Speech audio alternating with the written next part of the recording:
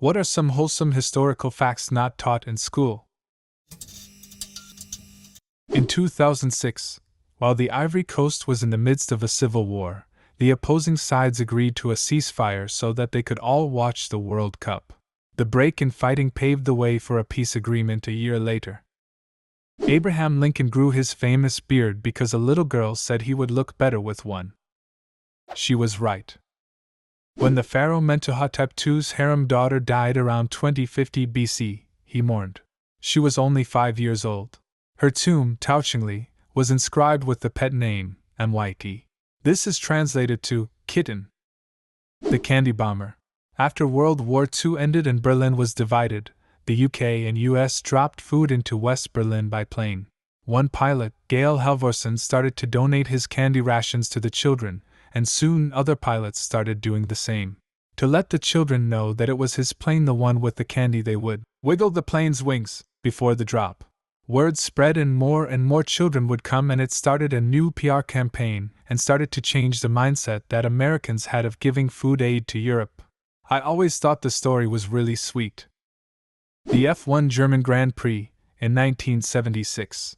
After Niki Lauda crashed, while hitting a barrier and catching a light, rival drivers, Arturo Merzario, Guy Edwards, Harold Ertl and Brett Lunger all stopped their cars and ran to Lauda's aid. There are many such instances of this happening during the 50s right through the 80s, of championship drivers forfeiting a win to save a rival's life.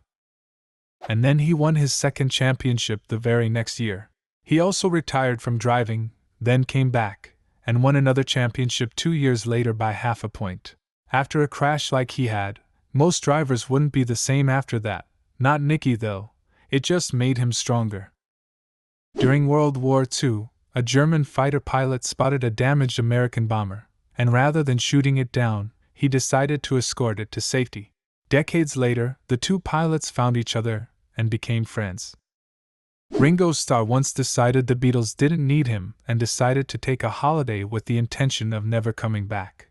When John, Paul, and George found out, they went all the way to where he was staying just to convince him to come back. As I recall, he got sick of all the bickering during the recording of the White Album, so it's actually Paul playing the drums on the first few songs. When Ringo came back, his drum kit was all decked out with flowers. Pugs were bred by the Chinese to sit on the laps of emperors.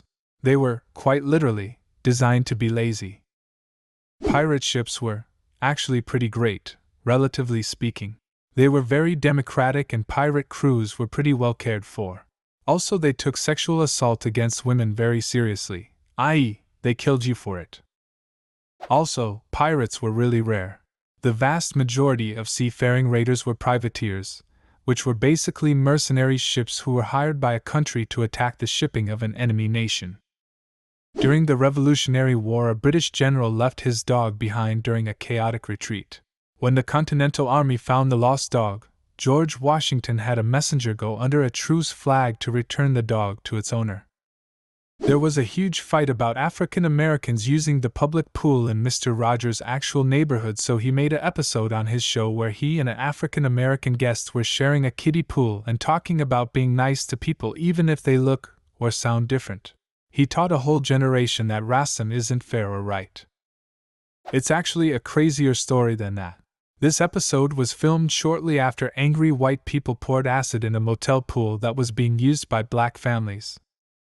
In the late 1800s and early 1900s, there were a few Supreme Court cases about the color of margarine. The dairy industry couldn't compete as well with margarine dyed the color of butter, so some states tried to pass laws saying margarine had to be pink, which the Supreme Court declared unconstitutional. However, they also decided that yellow margarine was defrauding the public, so for a while margarine was sold white with a packet of yellow dye that you could mix in at home. My Balkanic friends have told me that the bitter combats of the wars after the breakup of Yugoslavia used to stop because both sides liked watching Mexican soap operas. Mexican soap operas. The true olive branch. The only reason the Pilgrims stopped at Plymouth Rock was they were running out of beer. They had to grow barley and hops. After Commodore Perry forced the opening of Japan to foreign trade, Japan signed many unequal treaties with Western nations. 1888, Mexico signed another treaty with Japan, but Mexico viewed Japan as an equal. The 1888 Mexican-Japanese Treaty was the first time a Western nation treated Japan as an equal. In the late 1930s, fascism was advancing through the world and no one dared to oppose it, except for Mexico. Mexico was the only country that openly protested against the Japanese invasion of Manchuria, the Italian invasion of Ethiopia, Italian and German involvement in the Spanish Civil War, along with the USSR, and finally, the German annexation of Austria. Besides, during WW2, Qantas Airlines has never had a fatal commercial jet plane crash since its formation in 1921. On Christmas Day 1914, both of the sides of WW1 celebrated Christmas together with songs and games. This type of celebrations happened over the whole front in Belgium and France. The soldiers talked to each other like they weren't in war together. Many soldiers wrote in their diary that they didn't expect the enemy to be so kind and friendly and that they wanted to meet with them when the war was over. But a few days later, the leaders of the armies found out about the celebrations and forbid any future meetings between the two sides. There were a few attempts to reconnect during Easter and Christmas, but the soldiers who attempted were punished or killed. The India-Pakistan border is one of the most disputed ones in the world, giving rise to the world-renowned hostilities between India and Pakistan. There was a time once, a prominent Indian singer, namely Lata Mangeshkar, had gone to perform a concert for the soldiers there. As soon as the show began, Pakistani troops started firing rounds in the air, yelled obscenities and said, "We want to hear her voice too!" So Indian forces turned up the speakers and pointed them towards the border. Pakistani forces returned the favor when prominent Pakistani singers came to perform for them. There was a dog in WW1 that helped sniff out mustard gas named Sergeant Stubby. Pennsylvania was founded by Quakers who believed that the light of God shined in everyone regardless of ethnicity or religion.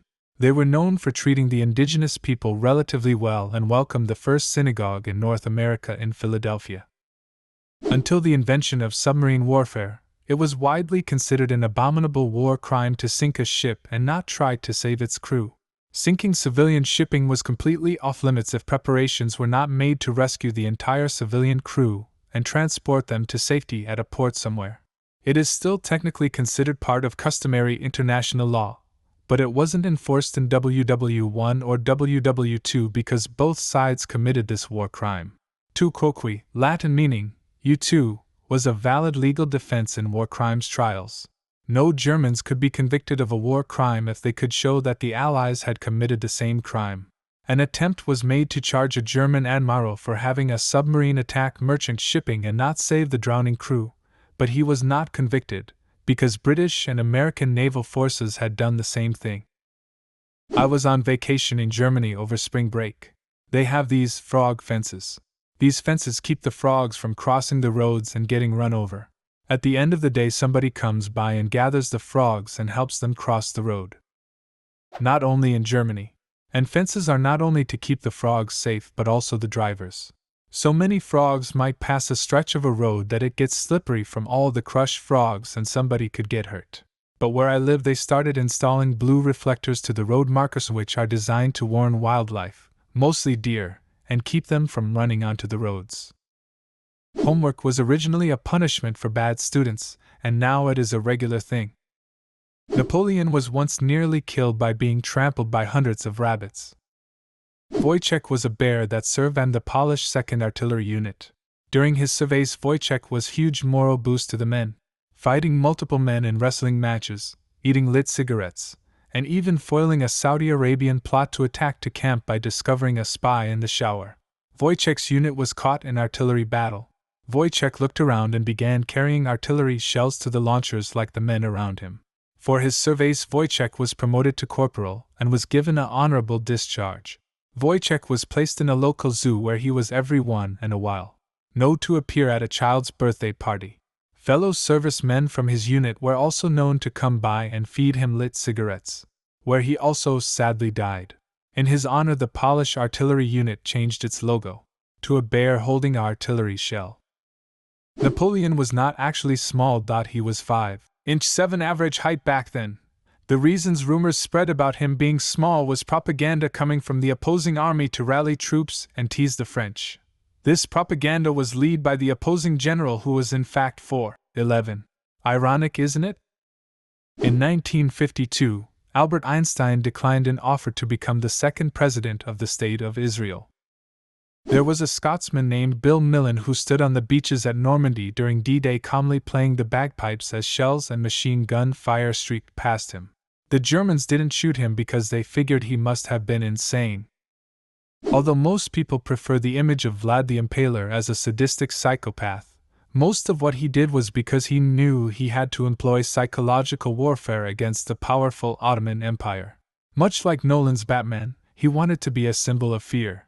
One of his most cleverest attacks was the Targovist night attack, where he infiltrated a camp, alongside a handful of men, dressed as Turks, in glorious bastard style.